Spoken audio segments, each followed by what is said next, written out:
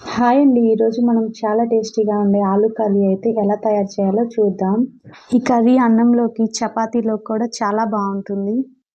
ముందుగా ఒక కడాయి తీసుకొని అందులో ఒక 4, 5 స్పూన్స్ ఆయిల్ వేసుకోవాలి. తర్వాత పోపు గింజలైతే వేసుకోవాలి. ఆవాలు, జీలకర్ర, మినపప్పు. తర్వాత కట్ చేసి పక్కన పెట్టుకున్న ఒక 2 ఉల్లిపాయలైతే వేసుకోవాలి. అందులోనే 2 పచ్చిమిర్చి కూడా వేసుకొని బాగా వేయించుకోవాలి. ఇప్పుడు 4 బంగాళదుంపలు తీసుకొని మెత్తగా ఉడకబెట్టి పక్కన పెట్టుకున్నాను.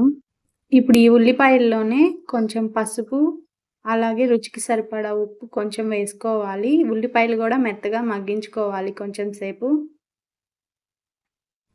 ఈ ఉల్లిపాయలు మగ్గిన తర్వాత ఒక స్పూన్ కారం వేసుకొని బాగా కలుపుకోవాలి. ఇందులోనే 4 దంచి పెట్టుకున్న వెల్లుల్లి రెబ్బలు కూడా వేసుకొని ఒక నిమిషం కలుపుకున్న తర్వాత ఒక స్పూన్ ధనియా పౌడర్ వేసుకొని బాగా కలుపుకోవాలి. అలాగే ఉడికించి పక్కన పెట్టుకున్న బంగాళదుంప ముక్కలను కూడా కట్ చేసి వేసుకోవాలి.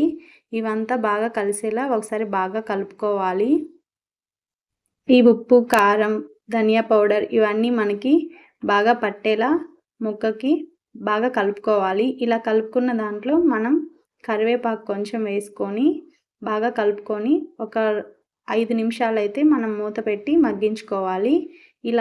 ఇలా చేయడం వల్ల బాగా ముక్కకైతే ఉప్పు, కారం బాగా పడుతుంది.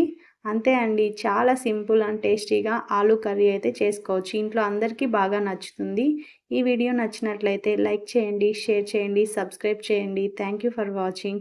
తప్పకుండా ఈ రెసిపీని అయితే ట్రై చేయండి. ఎలా వచ్చిందనేది కూడా నాకు కామెంట్ చేయండి.